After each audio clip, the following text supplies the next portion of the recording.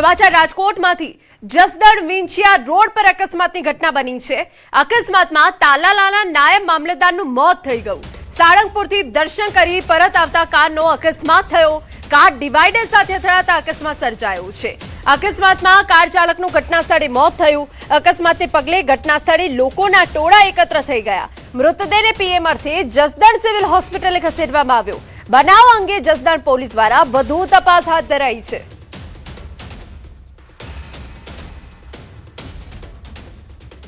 આ તરફ અંબાજીમાં ટ્રિપલ અકસ્માતની ઘટના બની। બોર્ડર નજીક ટ્રિપલ અકસ્માત થયો। શીતળા માતાની ઘાટી પાસે અકસ્માતની ઘટના બની છે। માર્બલના બ્લોક ભરેલા બે ટ્રેલર અને કારની ટક્કર। બે ટ્રેલર વચ્ચે કાર સેન્ડવિચ બની ગઈ। અકસ્માતમાં 3 લોકોની ઈજા પહોંચી છે। ગુજરાત રાજસ્થાન તરફ 2 થી 3 કિલોમીટરનો હાઈવે માર્ગ જામ થઈ ગયો।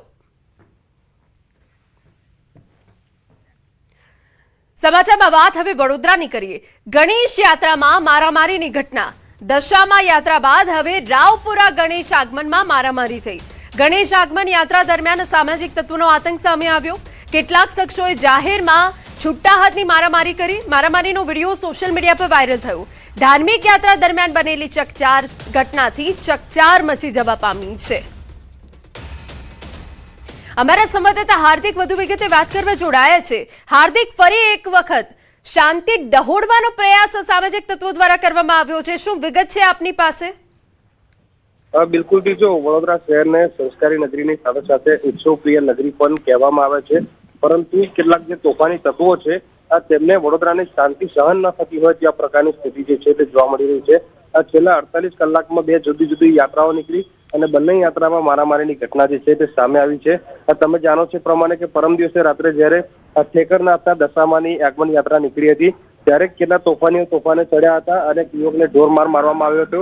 ત્યારે ગઈકાલે જે છે તે ગણપતિની યાત્રા નીકળી હતી, ગણેશ આગમન યાત્રા નીકળી હતી, ત્યારે કેટલા શખ્સો જે છે તે જાહેરમાં મારામારી કરી હતી અને દ્રશ્યોમાં પણ જોઈ શકાય છે કે આસપાસ જે છે તે હજારો લોકોની ભીડ જોવા મળી રહી છે, પરંતુ કાયદો વ્યવસ્થાનો કોઈ પણ જાતનો ડર ન હોય તે રીતે કેટલાક તોફાનીઓ જે છે તે બેફામ રીતે જે છે તે એક યુવક પર તૂટી પડે છે। અન્ય યુવકો દ્વારા વચ્ચે મધ્યસ્થી કરવામાં આવે છે અને ત્યારબાદ યુવકને બચાવવામાં આવે છે। અહીંયા ઉલ્લેખનીય બાબત એ છે કે 48 કલાકમાં 2 જુદી જુદી આ પ્રકારની ઘટના ઘટી છે। વિડીયો પણ વાયરલ થયા છે, પરંતુ પોલીસ દ્વારા જે છે તે હજુ સુધી કોઈ પણ જાતની કાર્યવાહી નથી કરવામાં આવી। બિલકુલ, આભાર તમામ વિગતો બદલ। સમાચારમાં આગળ વાત સુરતથી કરીએ તો ભેસ્તાનમાં ગેંગ વોર। સતીશ મરાઠીની લાઈવ હત્યા। ગેંગ વોરમાં થયેલી હત્યાનો લાઈવ વિડીયો સામે આવ્યો, જે વિડીયો અમે આપને ટીવી સ્ક્રીન પર બતાવી રહ્યા છે। કેટલાક ઇસમો જાહેરમાં સતીશને બેરહમીપૂર્વક માર મારતા જોવા મળ્યા। હાલ વિડીયો સોશિયલ મીડિયા પર વાયરલ થઈ રહ્યો છે। તો અમે આપને આ જે વિડીયો બતાવી રહ્યા છે એ લાઈવ હત્યાનું છે। સતીશ મરાઠીની લાઈવ હત્યા થઈ ગઈ સુરતમાં। જો કે સુરતમાં હવે જે ઔદ્યોગિક નગરી જેને કહેવામાં આવે છે, ડાયમંડ સિટી જેને કહેવામાં આવે છે, ત્યાં ક્રાઇમનો રેશિયો વધી ગયો છે। દિવસે ને દિવસે ક્રાઇમની ઘટનાઓ બનતી જઈ રહી છે, ત્યારે હવે જે સતીશ મરાઠીની લાઈવ હત્યા સામે આવી છે તે બાબત અહીંયા સ્પષ્ટ થાય છે કે જાણે આવા અસામાજિક તત્વોને પોલીસો કોઈ ડર નથી। છોટાઉદેપુરના સંખેડા પોલીસ મથકમાં ગેંગરેપ અને એટ્રોસિટી એક્ટ હેઠળ 3 વ્યક્તિઓ સામે ગુનો દાખલ થયો છે। ફરિયાદના આધારે વડોદરાના હિતેશ ગુપ્તા, તેમની પત્ની સુબ્રા હિતેશ ગુપ્તા અને એક જુનિયર સામે કાર્યવાહી હાથ ધરવામાં આવી। ફરિયાદી મહિલાના આક્ષેપ મુજબ ફેબ્રુઆરી 2026માં વડોદરા સ્થિત હિતેશ ગુપ્તાની ઓફિસમાં તથા 22 મે 2026ના રોજ ગોલા ગામડી નર્મદા માઇનોર કેનાલ નજીક હિતેશ ગુપ્તા અને તેમના જુનિયર દ્વારા તેની મરજી વિરુદ્ધ બળજબરીપૂર્વક શારીરિક સંબંધ બાંધવામાં આવ્યો હતો। મહિલાની ફરિયાદના આધારે સંખેડા પોલીસે ત્રણેય સામે ગુનો નોંધી તપાસ અને કાયદેસરની કાર્યવાહી શરૂ કરી છે।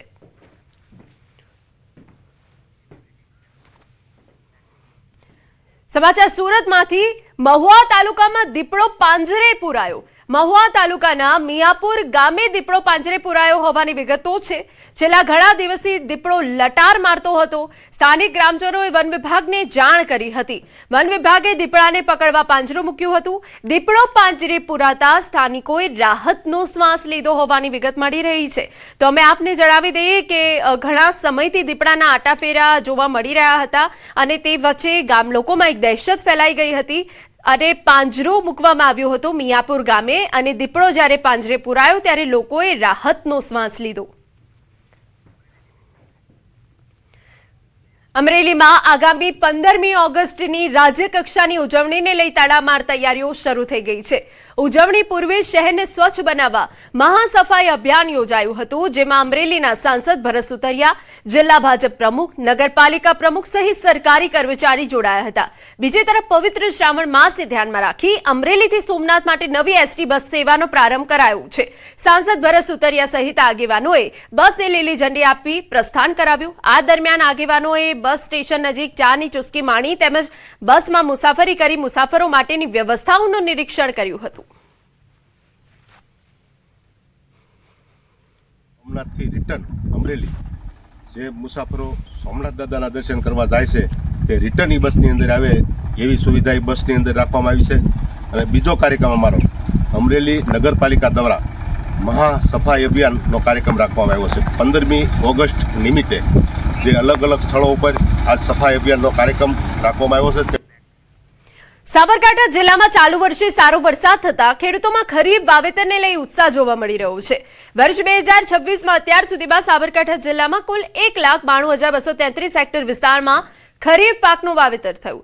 જિલ્લામાં ચોમાસા દરમિયાન સરેરાશ 14 ઇંચ જેટલો વરસાદ નોંધાતા ખેડૂતો ખેતીકામમાં જોતરાયા છે. ખરીફ સિઝનમાં સૌથી વધુ 81,585 હેક્ટરમાં મગફળી, ત્યારબાદ 52,701 હેક્ટરમાં કપાસનું વાવેતર થયું છે. આ ઉપરાંત 18,080 હેક્ટરમાં સોયાબીન, 11,028 હેક્ટરમાં શાકભાજી, 8,142 હેક્ટરમાં ઘાસચારો, 6,574 હેક્ટરમાં પિયત ડાંગર, 5,252 હેક્ટરમાં મકાઈ, જ્યારે 3,348 હેક્ટરમાં દિવેલા, 3,259 હેક્ટરમાં અડદ અને તુવેરનું 871 હેક્ટરમાં વાવેતર થયું. સારા વરસાદના કારણે આ વર્ષે વાવેતર સારું થતા ખેડૂતોમાં પણ સારા પાક અને ઉત્પાદનની આશા જોવા મળી રહી છે.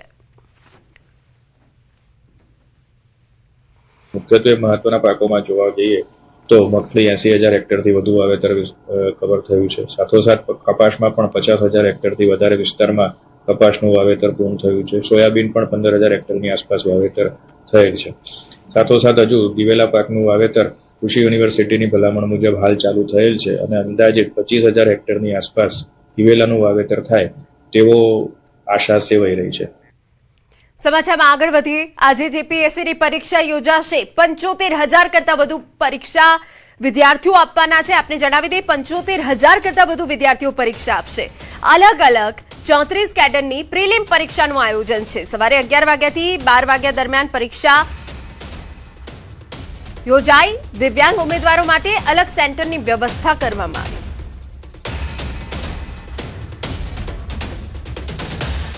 સુરતના પાંડેસરામાં 26 વર્ષીય શ્રમિક અર્જુનના મોત મામલે નવો વળાંક.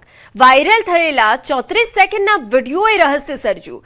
પરિવારનો દાવો છે કે વિડીયોમાં દંડા વડે માર ખાઈ રહેલો યુવક અર્જુન જ છે અને તેને માર મારી બાદમાં બાલ્કની પરથી પડી જવાનો બનાવ બતાવવામાં આવ્યો હોઈ શકે. અર્જુનને 18 જૂને બાલ્કની પરથી પડી ઈજા હોવાનું પણ પરિવારે જણાવ્યું છે. તો 19 જૂને વતન લઈ જતી વખતે તેનું મોત થયું હતું. 26 જૂને વિડીયો સામે આવ્યા બાદ પરિવાર 5 જુલાઈથી પોલીસ સમક્ષ રજૂઆત કરી રહ્યો છે.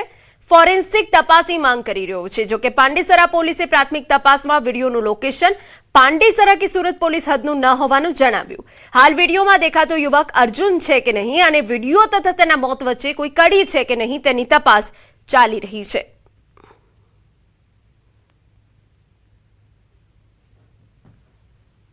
तो इनका कोई मतलब नहीं होगा आपको केस करने से, मैं उसको बुला दे रहा हूँ तो 4-5 लाख रुपए ले लो, केस को रफा दफा करो, ऐसा हमको बोला.